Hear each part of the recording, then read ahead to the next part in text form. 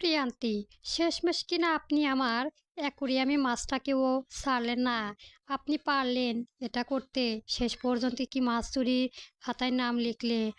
শুধু শুধু কি সেদিন আপনাকে চোরের খাতায় দিয়েছিলাম? এভাবে যে অক্ষরে অক্ষরে মিলে যাবে, আমি তো বিশ্বাসই করতে পারছি না। আমি আমি চুরি করিনি। আমি চোর নই। তাসজির এগিয়ে এলো আরেক কদম, তীক্ষ্ণ দু চোখে বৃদ্ধ করার মতো দৃষ্টি নিক্ষেপ করার আওড়া ফির না। তাহলে কি মাছটা নিজে নিজেই হাঁটতে হাঁটতে আপনার রুমে গিয়ে উঠেছে?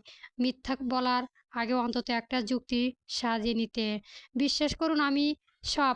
একটা কথা জানেন মিস প্রিয়ান্তি, আমি মিথ্যেবাদী মানুষ একদম সহ্য করতে পারি না। এ- একেতে আমার বাড়ি থেকে আমারই অ্যাকুরিয়ামে মাছ চুরি করে নিয়ে গেছেন, তার উপর আবার মুখের উপর দাঁড়িয়ে অস্বীকার করে যাচ্ছেন। Double crime. প্রিয়ান্তির বুক ধড়ফড় করতে লাগলো তার সমান তালে। কথার কথারা তাল গলে পাকিয়ে ফেলে। আমতা আমতা করে বলতে লাগলো, আমি আমি চোর নয়। জানেন তো, একজন ডিফেক্ট অফিসারের বাড়ি থেকে মাছ চুরি করার শাস্তি স্বরূপ আপনাকে আমি মামলা জড়াবো। ডিফেন্স লোক লোকে বাসা থেকে কিছু চুরি করা সেটা কিন্তু সাধারণ চুরি নয়। এটা সিকিউরিটি ব্রিচ। আর সিকিউরিটি ব্রিচের শাস্তি কি হতে পারে আইডিয়া আছে? প্রিয়ান্তি মাথা নাড়া ডান বামে, মানে সে জানে না। তাসজির এবার সোজা হয়ে দাঁড়ায়, বলল কাট কাট গলায়, মামলা, গ্রেপ্তার, জেল। আপনার বিরুদ্ধে আমি পার্সোনালি কেস ফাইল করব। এই শাস্তি আপনাকে পেতেই হবে, নইলে আমার মান ইজ্জত কিছুই থাকবে না। লোকে বলবে নিজের বাড়ির মাছই যার নিরাপদ নেই, সে আবার দেশে নিরাপত্তা দেবে কিভাবে? আর আমার কাছে আমার ব্যক্তিত্ব, আমার আত্মসম্মান ঊর্ধ্ব কিছুই নেই। তাই একজন লেফটেন্যান্ট কমান্ডারের ঘরে মাছ চুরির দায়ে আপনাকে আমি যাবজ্জীবন কারাদণ্ড দিলাম। না না, প্লিজ বিশ্বাস করুন, আমি চোর নই। আমি চুরি করিনি তো। বিশ্বাস বিশ্বাস তো আপনি ভেঙেছেন। মিস প্রিয়ান্তি, আমার ঘরের ভেতর ঢুকে আমার সবচেয়ে প্রিয় জিনিসে হাত দিয়েছেন আপনি, তাও আবার নিজের সঙ্গে চুরি করে নিয়ে গেছেন সেটাকে। আপনার তো আমি জেলের ভাত খাওয়াবই, তার আগে আমায় আমার মাছ ফিরিয়ে দেন। আসছি আমি এখন। না না, আমি চোর নই। বিশ্বাস করুন, আমায় মাফ করে দিন। ভুল হয়ে গেছে আমার। শুনেছেন, এবারের মতো প্লিজ ছেড়ে দেন। আর জীবনেও মাছ চুরি করব না আমি। তার মানে অন্য কিছু করবেন? আপনি তো ভারী শিয়ানা লোক। আপনার শাস্তি এবার কনফার্ম। আমি আসছি এক্ষুনি। রেডি থাকেন জেলে যাওয়ার জন্য। না।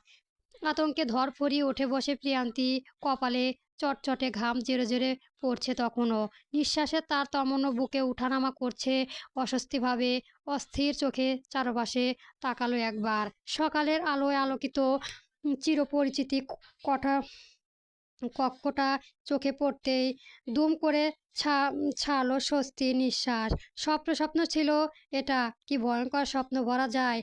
লোকটা ওকে স্বপ্নেও শান্তি দিচ্ছে না অদূর। বেটা নিরামিষ বাচ্চা। বিছানার পাশের টেবিল থেকে গ্লাসে তুলে এক ঢোক পানি খেলো। অমনি চোখ পড়লো বেডসাইড টেবিলের উপর রাখা ছোট গোল অ্যাকোরিয়াম, যার অল্প অল্প পানিতে সাঁতার কাটছে একটি নীলচে আভা ছাড়ালো ব্লু হাফ নুক পেটার ফিশ। নির্বাক ভঙ্গিতে লেজ নেড়ে আরামায়েশে ঘুরে বেড়াচ্ছে মাছটা। গতকাল রাতে পাভেল পরিবারসহ নিজের বাড়িতে ফিরে এসেছে। দীর্ঘদিন অফিসে কাজ থেকে দূরে থাকার কাজে পেন্ডিং জমেছে অনেক। আসার থেকে আগের আগে মাথা সবার চোখ ফাঁকি দিয়েছে। চিলেকোঠার ঘর থেকে খুঁটি খুঁজে খুঁজে প্রিয়ান্তির সঙ্গে করে নিয়েছে এসেছে মাছটা। এই ব্লু হামিন মাছটা তো লোকটা খুবই প্রিয়।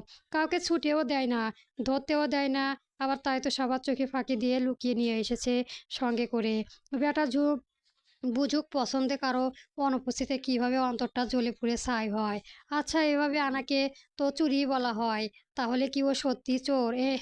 যদি সত্যি ওই বেটা মাছ চুরি দায়ে মামলা ঠুকুক দেয়, তাহলে তো পুলিশ এসে ওকে ধরিয়ে নিয়ে যাবে। এরপর ওই ভাইকে উকিল হায়ার করতে হবে। লোক সম্মুখে করোনা ভাইরাসের মতো ছড়াবে সেই নিউজ। ভাগ্যক্রম ছাড়া পেলে গেলেও তো মানুষ দেখলে ওকে বা বলবে মাছ চোর। নিজের মাথা নিজে ঝাঁকিয়ে ওঠে প্রিয়ান্তি। ধুর, লোকটা জানবে বা কী করে? নিজেকে যুক্তি দিয়ে বুঝতে লাগলো উনি তো বাসায় ছিল না, কিছুই দেখেনি, আর অন্য কেউ তো দেখেনি। তাহলে এত ভয় কেন পাচ্ছিস তুই প্রিয়ান্তি? জিজ্ঞেস করলে বলে দিবি আমি নেই। জানি না ঘাম ভেজা কপালে হাতে উল্টো পিঠে মুছে যেই না স্বস্তির নিঃশ্বাস ছাড়তে যাবে অমনি নিচ থেকে ভেসে এলো চিল্লাচিল্লির শব্দ। পাভেল চেঁচাচ্ছে কারো সঙ্গে। সকালবেলা ভাইয়ের ফালাক হাড়বাক শুনে উঠে দাঁড়ালো প্রিয়ান্তি। এগুলো খোলা বারান্দার দিকে। বারান্দায় দাঁড়িয়ে নিচে তাকাতে দেখতে পেল পাভেল পুরো অফিসের গেট আপ রেডি হয়ে দাঁড়িয়ে দারোয়ানের উদ্দেশ্য চেঁচাচ্ছে। ভাইয়ের সামনে দারোয়ানের লোকটাও মাথা নিচু করে দাঁড়িয়ে রাগে বসে। পাবিল, কি হচ্ছে এগুলো? দিনের বেলায় বাড়ির জিনিস চুরি হয়ে যায় আর তুমি দাঁড়িয়ে দাঁড়িয়ে দেখো। প্রিয়ান্তি ওর থেকে ডাক দিলে ভাইকে। কি হয়েছে ভাইয়া? পাবেল মুখ তুলে তাকালো ওপরে। বিরক্ত গলায় বলল, আর বলিস না, 2 দিনের জন্য বাসায় ছিলাম না আজ। আসতে না আসতেই দেখি গেটের সামনে রাখা ফুলের টবগুলো গায়েব। দিন পুরো দুপুরে মানুষের বাড়ির জিনিস চুরি হয়ে যায়। এমন হলে এ দেশের মানুষ থাকবে কি করে? অমনি মেয়েটার মুখটা ফাটা বেলুনের মতো চুপসে গেল। আরেক দফা চুরি শব্দটা হুড়মুড় করে এনে কানে বিঁধল ওর। অজান্তে কয়েকবার ঢোক গিল। নিচে দাঁড়িয়ে পাপেল তখনও চেঁচামেচি যাচ্ছে। ওর ভাই আজ আর থামবে না। ফুলগুলো মিতালির ভীষণ পছন্দ নাকি? উপর থেকে প্রিয়ান্তি আপনা আপনি বিড়বিড় করে বলল তখন। গন্ডগোল তো একটা আমিও করে ফেলেছি ভাইয়া।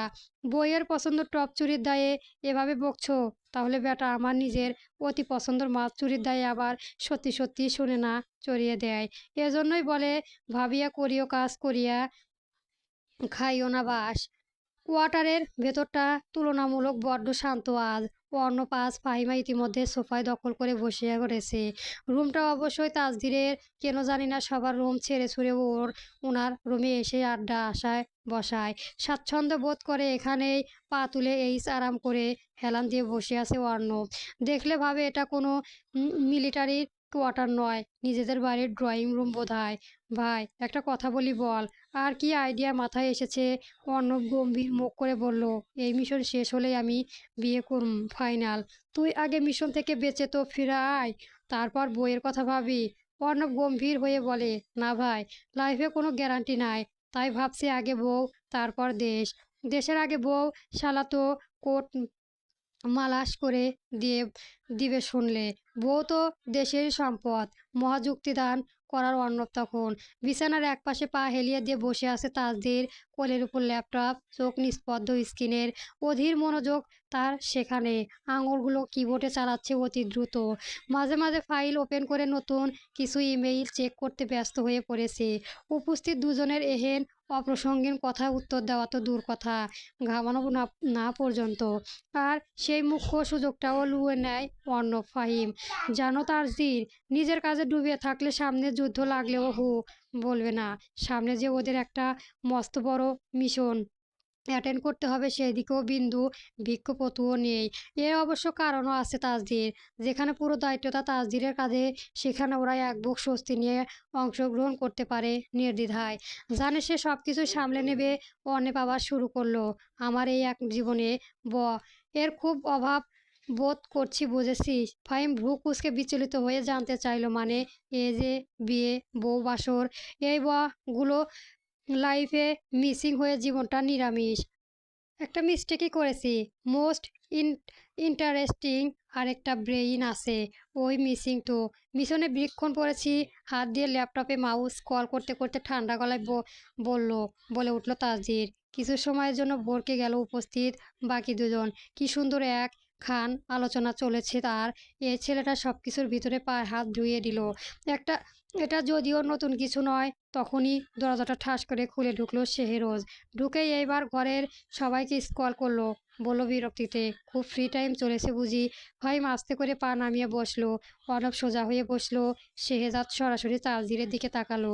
প্রশ্ন ছুড়লো, ফাইলগুলো চেক করেছিস? তাসদির চোখ না তুলে জবাব দিল, হ্যাঁ। ধরতে পেরেছিস কিছু?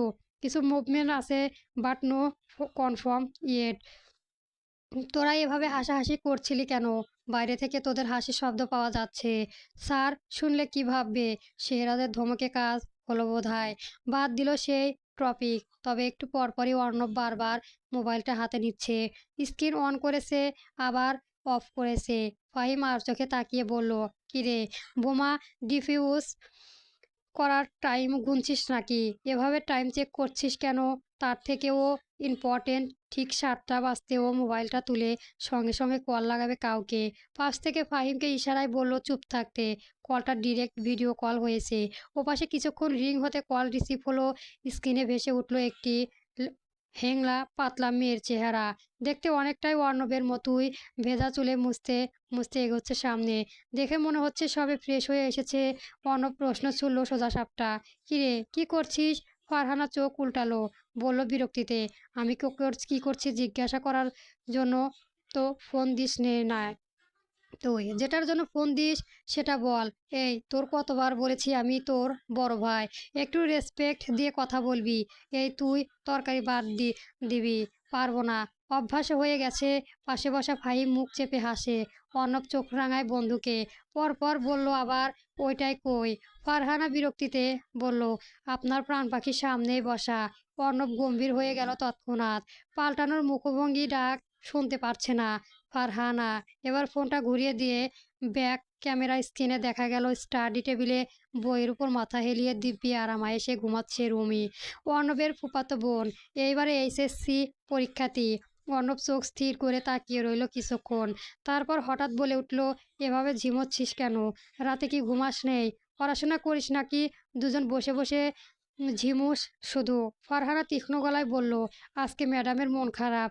এসে শোনা মাত্রই ফুপি বকছিল নাকি কান্না করতে করতে ঘুমিয়ে পড়েছে এসে।" অর্ণব ভ্রু কুঁচকালো। কেন, রেজাল্ট নিয়ে টেনশন করছে ফুপি? পড়া নিয়ে বকাঝকা করছে বোধহয়। অর্ণব দাঁত চেপে বলল, "আমার বউটারে এক্ষুনি এত অত্যাচার করস? পরীক্ষার আগে রেজাল্ট নিয়ে এত টেনশন? বিয়ের আগে তো তাহলে বাচ্চার জন্য আমার হাই টেনশন দেওয়া শুরু করবে এই মহিলা। তোরে ফুপু মেয়ে দেয় কিনা সেটা দেখ আগে। কানের নিচে দুটো লাগাবো কষিয়ে। ভালো কথা মুখ দিয়ে বের হয় না। সব কিছুই রেডি রাখ। এইবার পরীক্ষাটা শেষ হলেই এসে নিয়ে আসবো সঙ্গে করে। বউ ছাড়া থাকা যাচ্ছে না, কষ্ট হয় খুব। আচ্ছা এখন রাখি, পড়তে বসবো। খোলাস খেয়াল রাখিস।" বলে লাইন কেটে দিল অর্ণব। অমনি পাশে থাকা ফাহিম চেঁচিয়ে উঠল, "ওরে শালা, তালে তালে এত কিছু, তলে তলে এত কিছু! এজন্যই তো বলি ভাত খাইতে ভুলিস, কিন্তু প্রতিদিন এই টাইমে ফোন দিতে ভুলিস না কেন? আজকে এইবারে হাতে নাতে ধরা।"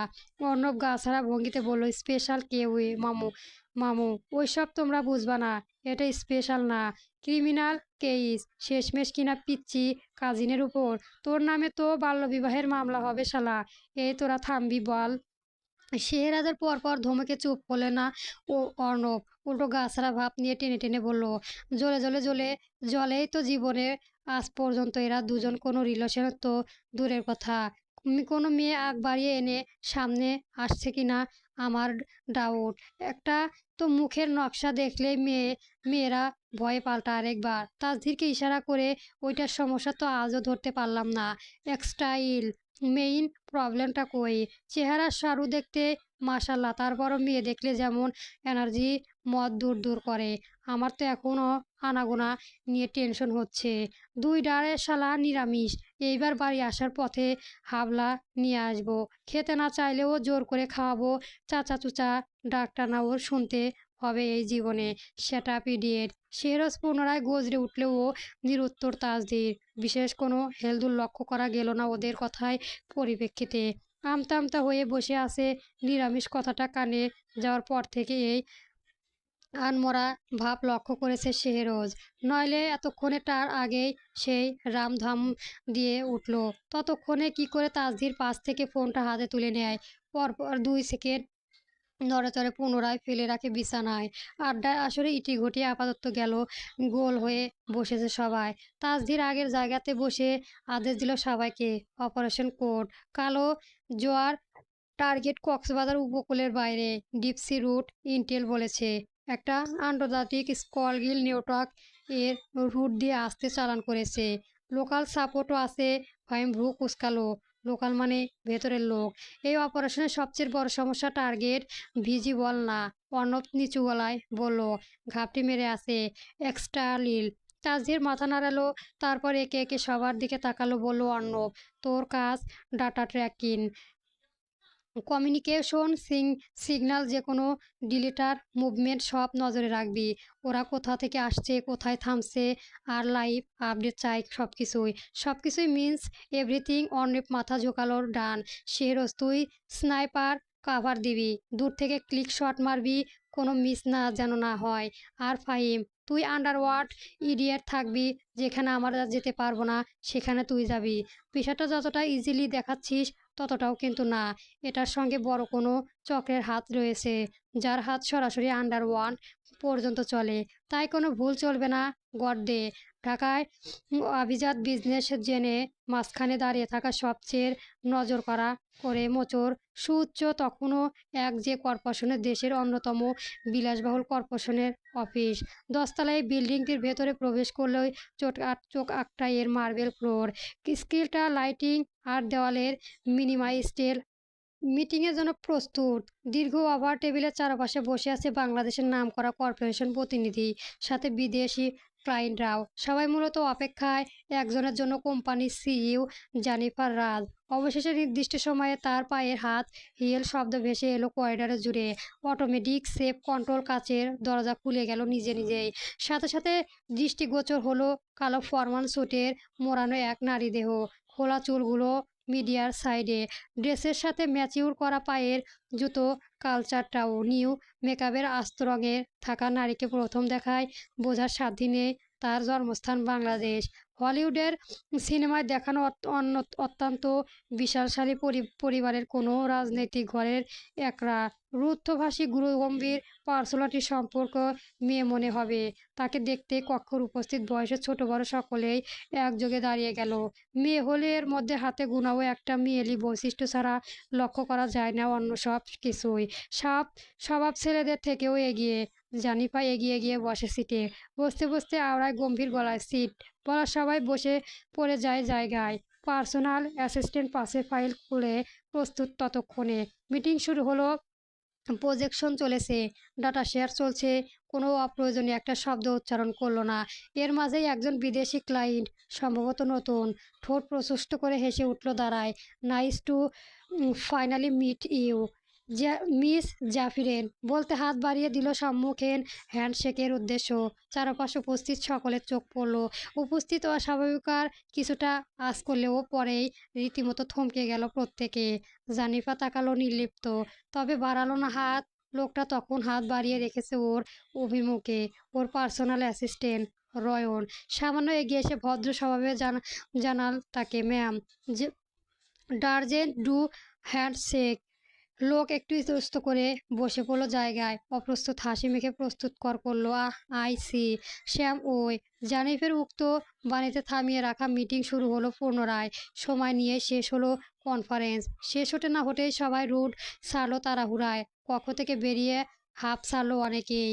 জানিফার উঠে দাঁড়িয়ে চলে গেল নিজের পার্সোনাল কেবিনে। স্বভাবতই এটা এই অফিসের অন্য অফিসের বাকি অংশে থেকেও বিশ্বস্ত আলাদা। বড় গ্লাসওয়ালা কালো সোনালি টেনে সাজানো পুরো ইন্টেরিয়ার। এক কোণে মিনিমাম ডেকোর, আর মাঝখানে বিশাল ডেস্ক, ক্ষমতা কেন্দ্রবিন্দু হিসাব সেখানে বসে সে। রুমে আসতেই চোখ পড়ে দুজনের গার্ডের আওতাভুক্ত থাকা একজনকে। লোকটা নাম মুয়াজ্জেম জাফর, একজন নিম্নপদস্থ কর্মচারী। কাজ করে যাচ্ছে বিগত 9 বছর যাবৎ। চেয়ারে এক কোণে গুটিয়ে বসে আছে লোকটা। মুখ দিয়ে ঘাম ঝরেছে অনবরত। পকেট থেকে টিস্যু বের করে মুছে যাচ্ছে সেই অবিরাম ধরবর করে ধরা ঘামের রেশ। হাত কাঁপছে অনিয়ন্ত্রণভাবে। বরাবর নিজের আঙুল মুছে যাচ্ছে। অস্বস্তিরা কেন ডেকেছে এই আপদ তাকে? কিছু কি ভুল করেছে সে? মনে সব পড়ছে না তেমন একটা। গত 9 বছর যাবৎ নিষ্ঠার সাথে পালন করে যাচ্ছে নিজের দায়িত্ব। তার এই ভাবনা চিন্তার মাঝে জানিফা গিয়ে বসলো তার নিজস্ব চেয়ারটায়।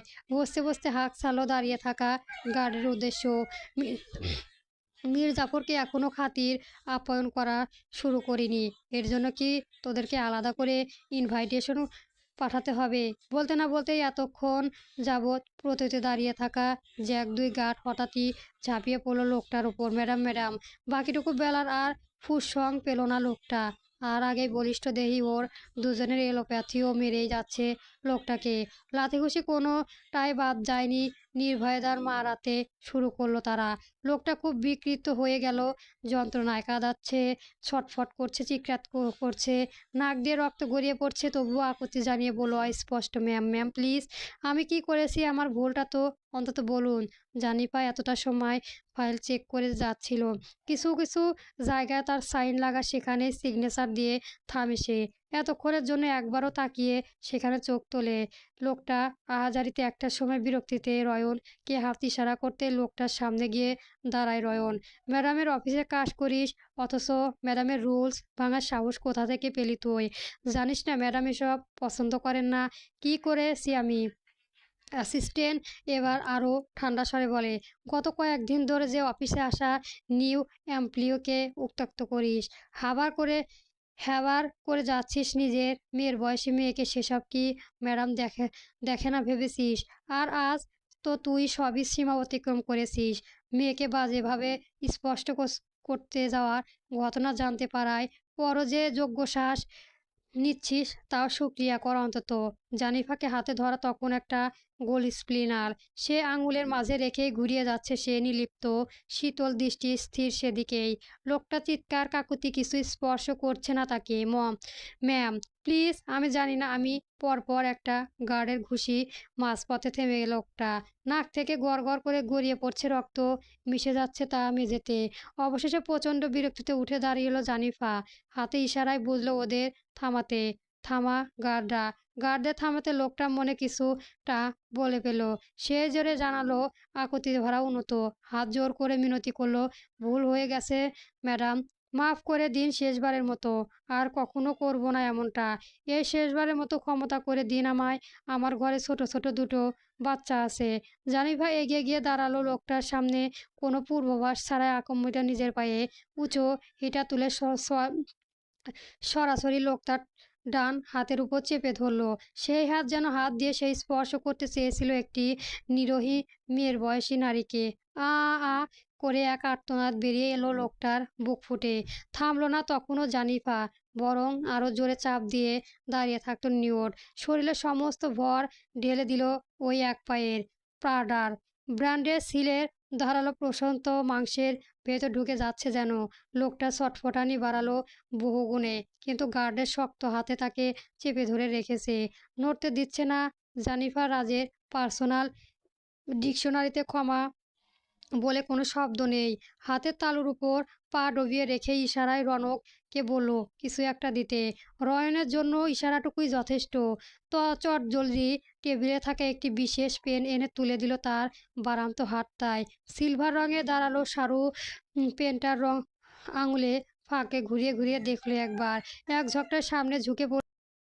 মাত্র ইঞ্চি পরিমাণ দূরত্ব কি অমনি রুমে প্রবেশ করলো কেউ একজন। ডেকে উঠে পেছন থেকেও অন্তত উৎসাহিত হয়ে, ম্যাম একটা গুড নিউজ আছে আপনার, স্যার ব্যাক করেছে আগামীকাল, কোয়ার্টারে আছে আপাতত। বারান্ত হাতটা থেমে গেল মাঝপথে।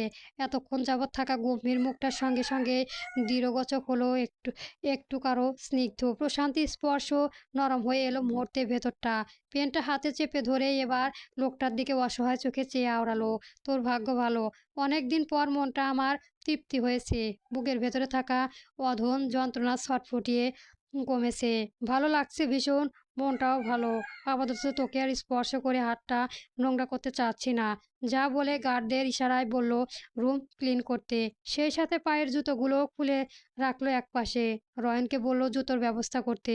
পাশ থেকে এয়ারপোর্টগুলো দাঁড়িয়ে থাকা রনয় বিড়বিড় করে বলে উঠল, গতকালই কিনা ৮০,০০০ টাকার জুতো শেষ। বড়লোকদের বড়লোক ব্যাপার স্যাপার, সমস্যা নেই, ড্রাই ক্লিক করে সেল দিলেও মোটা অঙ্কের অ্যামাউন্ট পাওয়া যাবে। নিরামিষ পুরুষকে নিয়েই অত্যন্ত আমিষ ধরনের ইবুকে আছে আমার। পরবর্তী গল্প পেতে আমার চ্যানেলটি সবার আগে সাবস্ক্রাইব করে রাখবেন। ধন্যবাদ। গল্প দেশটি নিন চলুন।